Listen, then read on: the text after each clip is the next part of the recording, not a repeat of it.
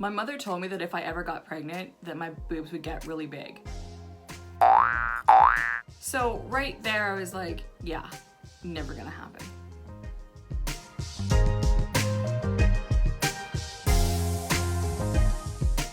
It took a long time to come to terms with how I was raised and the fact that, you know, I didn't have a deep connection with my parents. It's not that I had an atrocious upbringing or anything. There was definitely a lot of things that I did not agree with. Listening to other people's stories, you know, there's a lot of other experiences on a completely different level than I've ever had. So I'm grateful that way. But that does not mean that I did not come through childhood without scars, because we all have scars from childhood.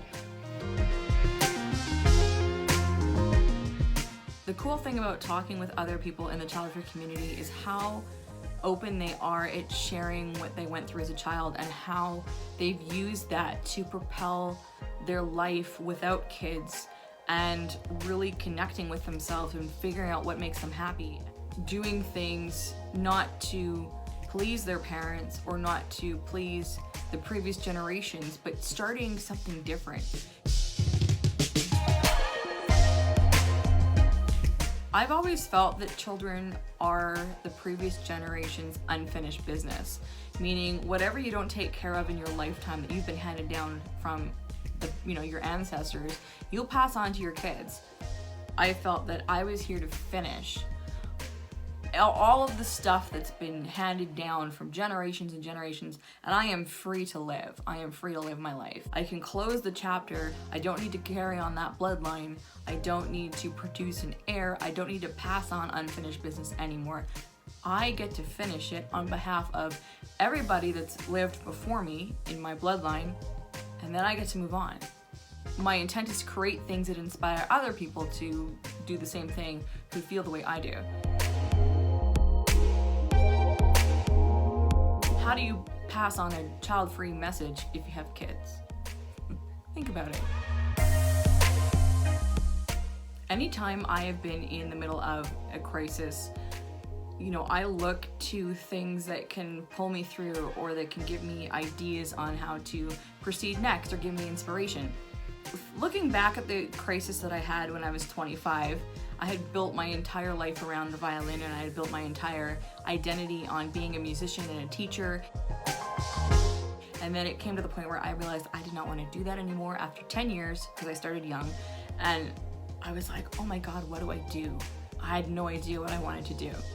Everywhere I looked, people were getting married and having kids. I knew I didn't want to do that. But when that's all you see, you kind of start to think and go, wait, what? Is this my only option? Maybe I should consider it, and it doesn't feel right to you, but you don't know what to do. The nice thing about not having children is that you have the space to go through an identity crisis. If you are in your 20s or your late teens or really whatever age you're at, but if you haven't had a crisis before and this is your first one, or if you've forgotten about all the ones you've had before and you're like, what the hell's going on?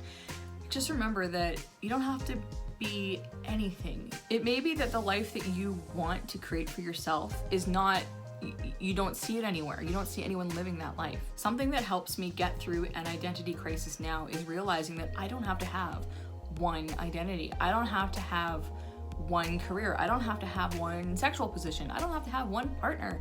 I don't have to have one anything. I hope this brings some sort of calm or some sort of peace to you if you are going through a crisis.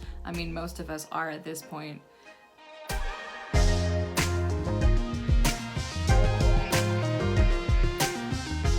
I've never really felt like I belong to any community because I've always been an outsider, racial-wise, religious-wise, sexuality-wise. I just don't fit into any kind of boxes anywhere. But the child-free community, I like. But I don't have pets, so I am still kind of the odd person out.